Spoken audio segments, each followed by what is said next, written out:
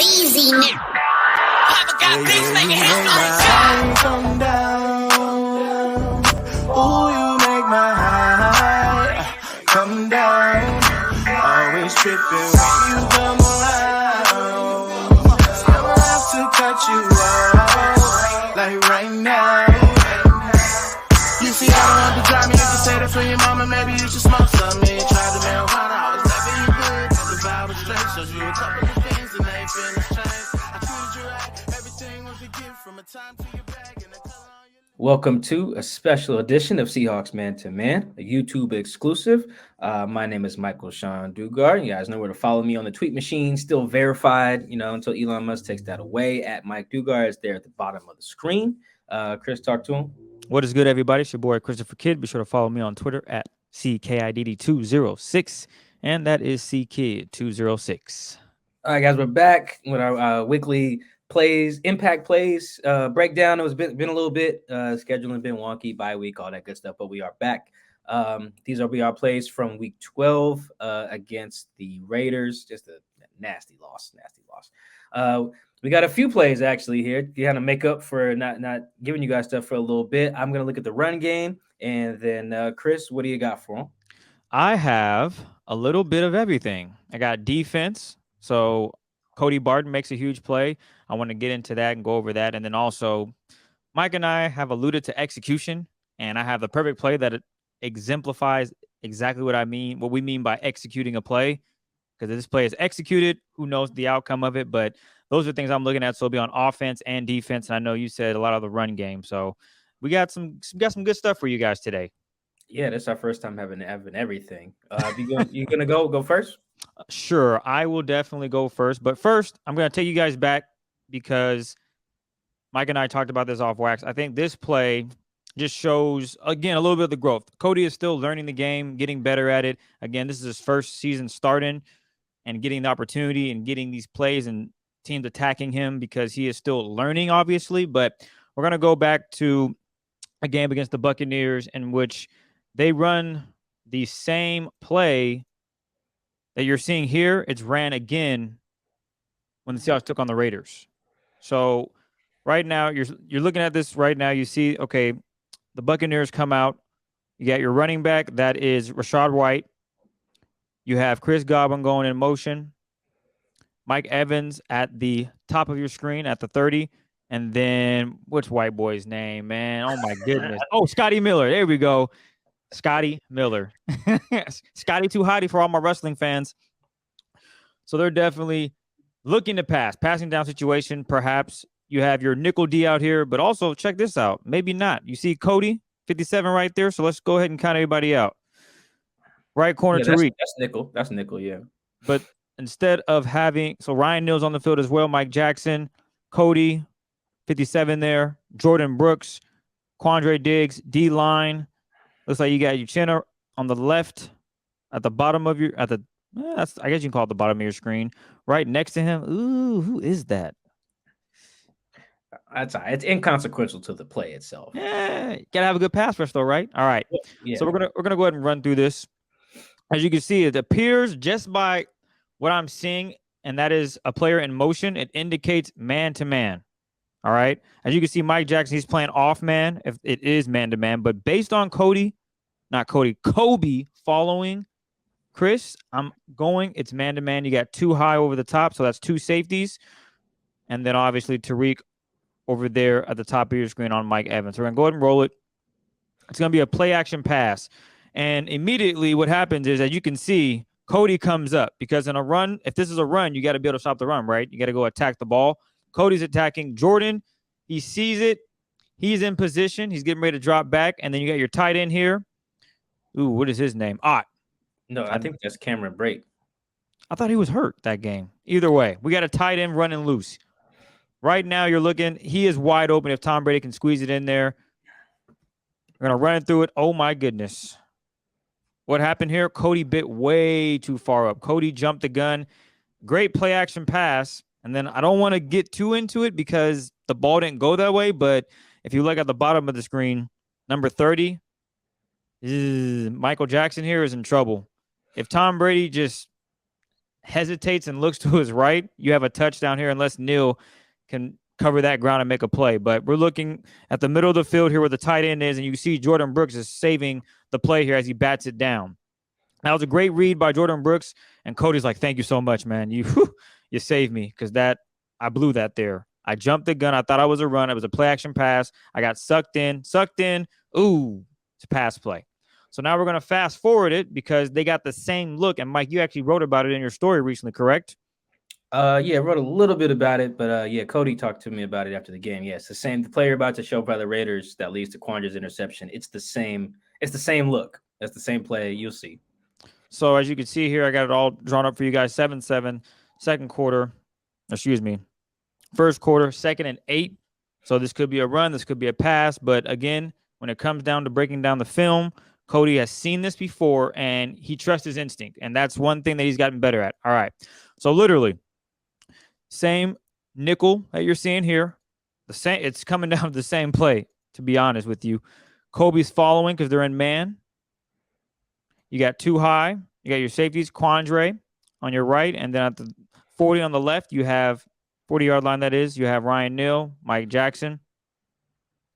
It's man. Again, we're going to let it roll. You're going to watch what happens with Jordan. You're going to watch what happens with Cody. Cody sees it. What does he do? He runs immediately in coverage. So that right there. So between that game against the Buccaneers, he watched the film. Okay, a team might try this again. Depending on how much film you watch on the Raiders, a lot of teams run the same plays. They're just called differently, obviously, right? The Raiders actually called this play. They call it. They're going to attack the seam. They think we can get Cody to bite on this play fake, and we're going to have a shot over the middle, right at the seam, I should say. And it doesn't work. Cody is right there, sees it, runs for it. I could be nitpicky and say, oh, I don't want Cody to turn his back and run with his hands up. He's a linebacker. There's not many times that linebackers are in coverage, and it's very hard for those guys to even play that and be in coverage. It's just not easy.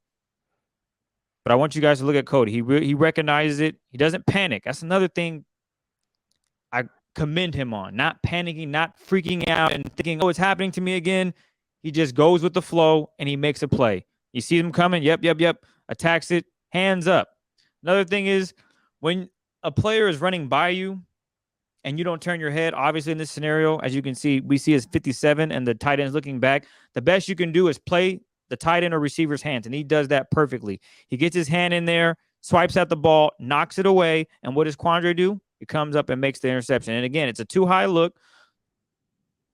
Again, your two safeties over the top, so you have help.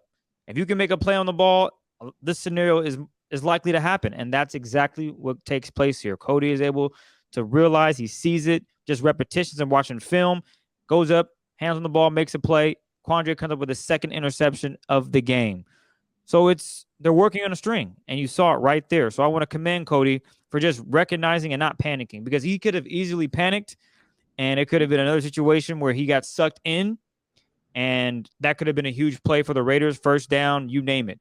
But he doesn't panic, trusts his instinct, gets his hand up, knocks it away, and that results in Quandre's second interception. So that is something that Cody's getting better at, which I think I said maybe 3 or 4 weeks ago. He's going to get opportunities to make plays, and here he is making a play. He might not have got the interception, but he is the reason why it led to an interception. He was able to be confident in what he was doing, what he saw on tape, and the instincts took over. So, Mike, I won't go ahead and go into my other play. I'll let you go ahead and jump into your few plays because I know you had a couple, and it all revolves around the run game and why the Seahawks have been struggling as of late.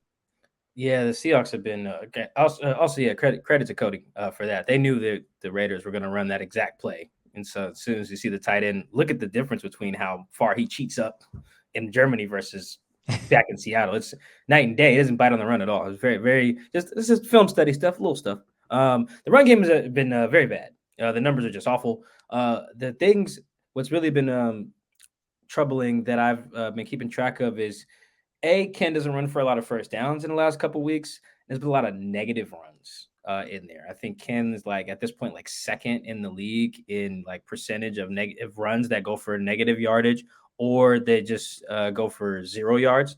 It's been pretty brutal, and it's something that they at this point it's something that the coaching staff is aware of, and like, okay, we need to like address this. And you can tell because Pete talked about it on Monday. And he mentions this first play. This is pull up the power run. This is the sideline view. Yeah, so this is the sideline view. The all 22. I forget what down it is. Doesn't even really matter. So you got 13 personnel. It's your 3 tight end look.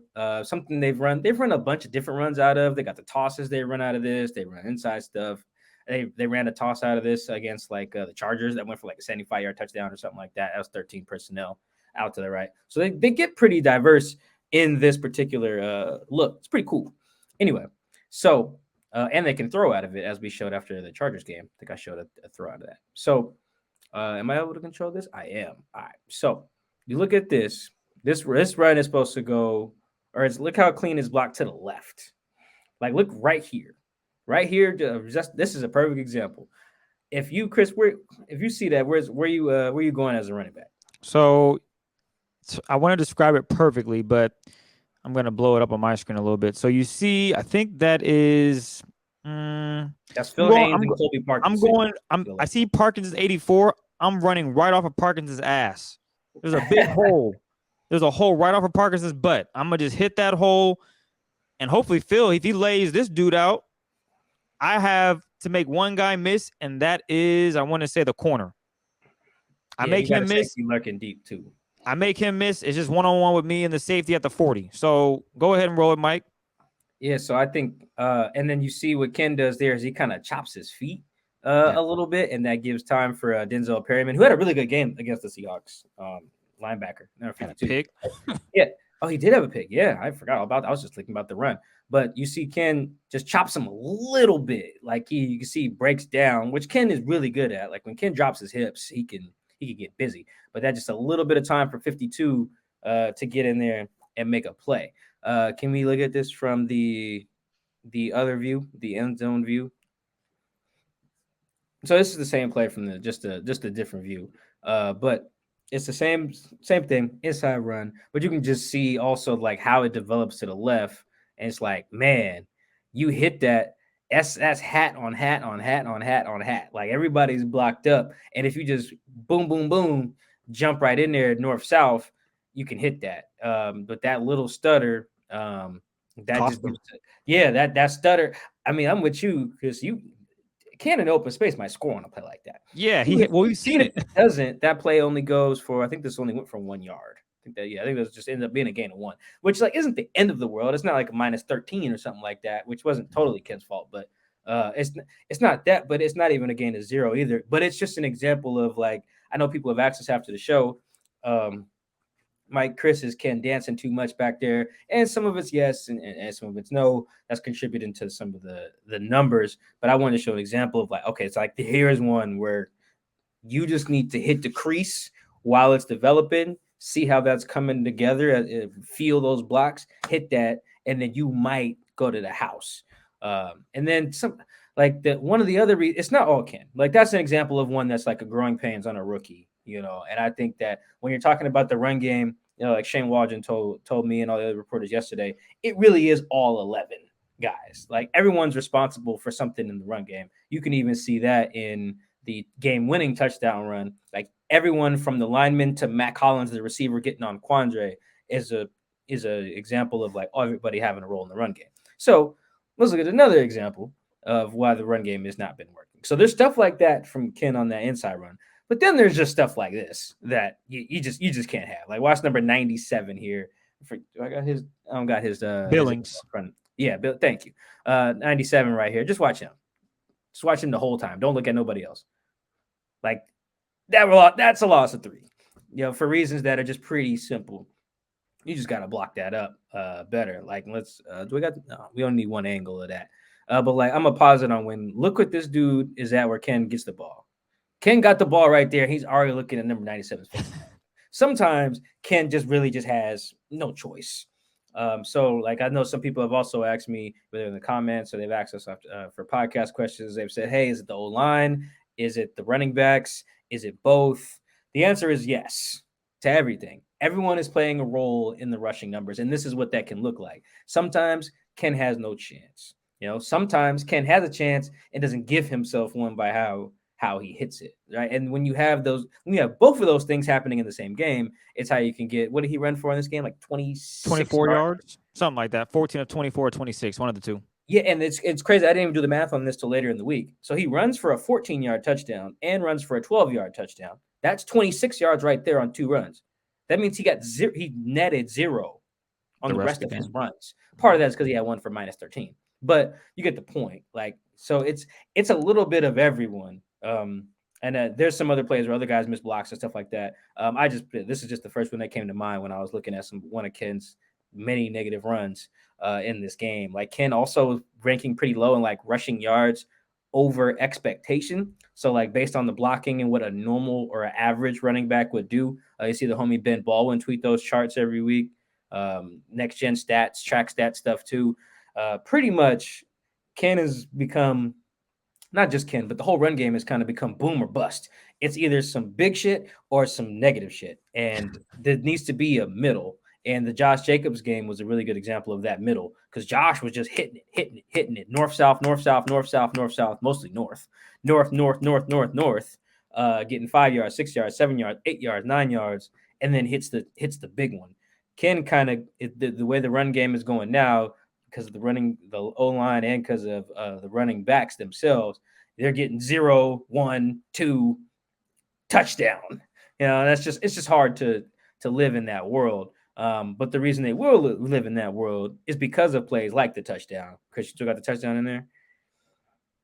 Yeah. So here's his first touchdown, not the one where he goes like freaking beast mode. This one. This is just a great run. It really is. And it's just such a good example of why they will give Ken the freedom to be like, hey, man, if you got a boogie back there, get to boogieing. Because let's see, Chris, run that back and pause it when Ken gets the ball from him, please. Like, because look at what Ken, because you got to put yourself in the running back shoes. Look at what the running back sees when he gets the ball. Honestly, this is blocked up all right. You know what I mean? Like, yeah, he has options. He can hit the left side if he wanted to.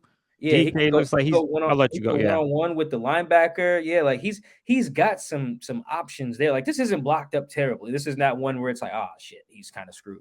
But like you look at a run like this is what he sees when he's getting the ball. The fact that this ends on the right pylon is kind of crazy.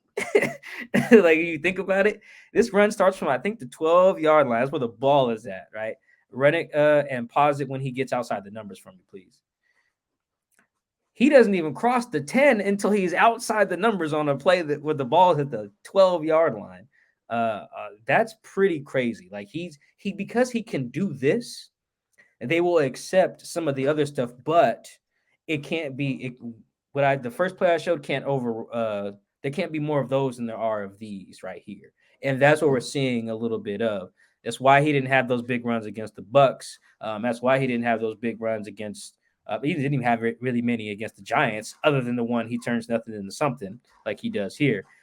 He had eventually turned it around against the Cardinals, but in the Raiders game, it never really turned around. He had this run. He had that 14-yard touchdown where he gets help from like literally everyone but Pete Carroll to push him in the end zone. And other than that, it's a bunch of, just 3-yard, 2-yard, 1-yard, 4-yard, negative. So because of the plays like this, they'll take it. But what I think the staff wants to see, and I'm sure you guys want to see going forward, even what me and Chris would like to see too, is more of those where Ken just sees how it's developing and just hits it. Don't hesitate. Don't dance. Everything doesn't have to be 3 jukes and a flip it to the end zone. Sometimes you can just put your shoulder down, run off a guy's ass, and get your 4 yards, get your 5, get your 6, and keep the flow of the game. It's also what that cutting back does, because put your linemen in some bad spots too. That's how you get some holding calls too. Guys bounce shit outside. Guys expect you to run inside. He's like, wait, where are you going? Where are you going? Oh, damn. Holding number 88, whatever the hell. That's why you see those sometimes. Will Dissly, thank God, on here, has got Max Crosby locked up, and then it works out. But like those 3 runs kind of show everything that the run game has been the last few weeks. You got the first run I showed where it's like, oh, damn, if he hits it the right way, if he sees it how it's supposed to be seen, that's maybe a touchdown. And then you got one where it's like, oh, shit, he's got no chance because there's penetration in the backfield. And that's where you see guys say losing the line of scrimmage. And then you got that last one where it's like, oh, damn, Ken just takes this to the house because Ken's built like that. So the run game is, if you're wondering, like, oh, damn, Mike, Chris, why can't I run the ball no more? these are the reasons. This is what's happening. It's a little bit of the running backs and executions, a little bit of the blocking, and then sometimes Ken's just great, and then they score points. So like that's when you hear like to Kirsten's point about execution and stuff. That's it. It ain't even like they got to call better runs or stop running inside zone, run more power, stop running outside zone, run more mid zone, split zone, whatever the fuck zones. Doesn't matter. None of that shit matters unless you hit it right. Unless you block it right and hit it right as the running back. Everything has to come together, and it's not coming together right now for reasons that involve a little bit of everyone, from the blocking to the guys carrying the ball. Execution. That's going to be my last play, actually. Simply executing. So as you can see here, got it up for you guys. You can see 34-34. Overtime. Seahawks have a chance to win the game. Obviously, they got the ball. And 3rd and 5. I thought I like the play call. It's pretty simple. If you execute it, you might get in field goal range. You have a chance. Things can go certain ways, obviously, but execution here. So I'm just going to roll through the play. I want you guys to look at the bottom of your screen. You see big number 98. He's out there wide. So indicating he's definitely trying to get some pressure here. As you can see, there's someone in front of him. That would be tight end Noah Fant. All right. These are what we call chip plays. So I'm going to just run it through and you guys can see exactly what goes wrong here on this play here. I'm just going to roll through it. And Gino's making some adjustments. Oh, what are they in? Okay. Looks like they're in man. All right. Cool. I like that. Oh, hey, Max. What's up? Damn, bro. All right. Execution, right? So in this particular play, Max Crosby's been a monster all game. I think we can all agree. I think he ended up with like 5 quarterback hits. Was it 2 sacks, Mike? It's 1.5. He shared 1.5. Love that. Whoever got to the quarterback first usually gets a sack. I guess Crosby was a hair late. 1.5 sacks. Pressure rates through the roof. This play here, the Seahawks know that Crosby has been a problem. So what do? They say, hey, Noah, on this play, we just need you to chip him. Just slow him down a half a second just so we can get the ball. So I don't know, Ty Lockett, DK, or maybe Travis Homer. Whatever the case may be, we just need another second. You think Noah's like, I got you, no worries. Again, watch Noah. Oh, what's up, man? Yep, I'm going off my play. Execution. I don't know what that is, Mike. Do you know what it is? When I think of chip, I think of a guy getting in the way. I think of a guy lowering his shoulder. That was not Noah chipping Max Crosby. If anything, he pushes Crosby and gives him a little tailwind. Mike, you ran track, right? Mm-hmm. So you know on the 200 when you hit that curve and for whatever reason you feel like you're gaining more speed. In this scenario, pretend that Max Crosby is running a 200-meter dash and he just bursts through on that final 80 meters and he is going to the finish line. And the finish line happens to be Geno Smith for a damn near a sack here. Geno just throws it away, but he shoves him. Poor Abe Lucas just had no shot. There's just no chance. So we're going to look at it from a different angle, and you can see how poor the execution was for this play. He's right there. If he even just gets in his way, you are creating another second. Because if you count when the ball snapped, 1,000, 2,000, about 2.5, 3 seconds, and he's already in trouble. Geno doesn't even have time to look to see if anyone else is open because Max Crosby is in his face. I honestly couldn't tell you what that was. He put one hand on him, maybe 2, and just shoves him. And Abe's already out of position. Max is hitting that corner hard, going upfield to get at Geno. I'm sure Pete was just like, yo, if you could just get in his way, send him back to Abe. That creates another opportunity for maybe Geno to hit Ty Lockett. Geno is also, if you guys watch the play, Travis Homer, he has, I think that's a linebacker, has him beat. If the ball is on time, and we know how Travis runs, he's very physical. He's not going to go down on the first contact. He's going to try to run through someone. He's going to try to make the play for a first down, if not more, maybe a touchdown. But because the execution of this chip is so poor, the play doesn't even get a chance to develop. And these are things where Mike and I say it comes down to just execution. Sure, you can say, oh, Abe could have had a better block. Abe is expecting a chip. Abe is expecting help. Mike and I play football on Saturdays. If you line up and you're on the O line and someone says, oh, yeah, I got you as a tight end, help here. Okay, cool. if the defender just runs by him and you're like, bro, I thought you were helping on a tight end, meanwhile, or helping out on the D line, and meanwhile you go out and run for a pass play, what the hell? And that's all Abe Lucas was wondering, like, hey, man, I thought I was getting chipped, getting some help here against a guy that's been playing, it's having a pretty good game, and I don't get that. And that results in a punt. Not even a field goal. You just no opportunity here. Opportunity wasted. It's unfortunate, but don't worry. Noah Fent will get another chance again this Sunday to chip, help out, and I'm sure he'll do a much better job. So this is really a play right here. I'm going to show a different angle of it just because I think you guys can see it a little better. You just got to execute, man. You just got to get out there, sacrifice a little bit of your body, create time for Geno, and maybe this play results in something other than an incomplete pass, which results in the Seahawks having the punt, which then leads to Josh Jacobs ending the Seahawks night early. So when we say execution, sometimes it's literally as simple as, hey, Max, or not Max, hey, Noah, just getting in front of the defensive end or a blitzing linebacker, just giving your quarterback that time to make a read to create a play downfield. So sometimes it really is that simple.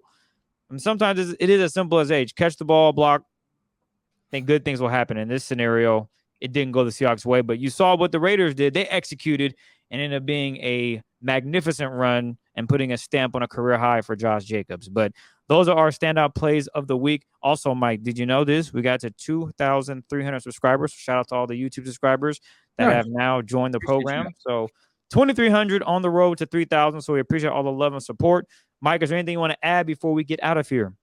Yeah, I think just it's really important to keep in mind why those like cliches are said after the games, because it can be really frustrating to be like, I remember when Derrick Henry went crazy on him, and I remember I was like, Jamal Adams was like, shit happens or something like that. And I was just like, shit happens. That's crazy. Like, he's their best player. What do you mean? He shouldn't happen. I didn't tell him that in the press conference, but it was like, I can see why some of the fans and stuff, because I'm a fan of a Wazoo football team. They get out there and coach get up there in the press conference and be like, yeah, we just didn't execute today. I'm like, what the hell? You have 6 days to practice execute. How does that not translate? Give me something more than that. And I can understand why fans want more.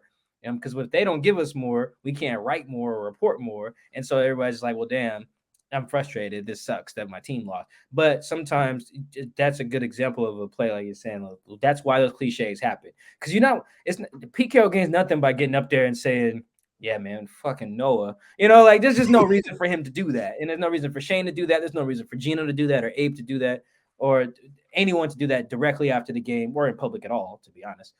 But that's the safest answer, to be like, we just need to execute. It takes everybody, stuff like that. There's little cliches, but that's why, because it really sometimes is just that simple. It's just 10 guys do the right thing on a play, or maybe even 9.5. And then those 1.5 dudes or just one dude doesn't, then it's not, you'll hear Shane Wall just say it takes all 11. That's why. And it can be a very frustrating answer after a game. Trust me, I know. I watch Wazoo football and basketball. Like, I get it. I don't want to hear that execution shit, but that is why. Whether it's third down or the run game or whatever. Honestly, all the plays that we show every week in this segment are just execution. But keep that in mind. Win or lose, mostly lose. When they lose games and you hear these cliches and you get all frustrated, that it really is sometimes just that simple. 10 guys did the right thing, one guy don't, and it's a sack or a fumble or a pick or whatever it is. Or a missed, an 86-yard run on a goddamn lead ISO, whatever. So, again, just keep that in mind. And I try to do the same thing when I watch the many very frustrating watching games. Still go through, but yeah, just keep that in mind. That's all. Great point, Mike. Great point indeed. So, yeah, thank you guys again for joining us for our standout plays of the week. We look forward to doing it again after week 13. Should have a bunch of positive plays because, boy, the Rams are all banged up. But other than that, we'll talk to you guys after that game, and then we'll have our preview for the upcoming game next. And other than that, Mike, anything else you want to add? Nope, that's it. See you guys after the game.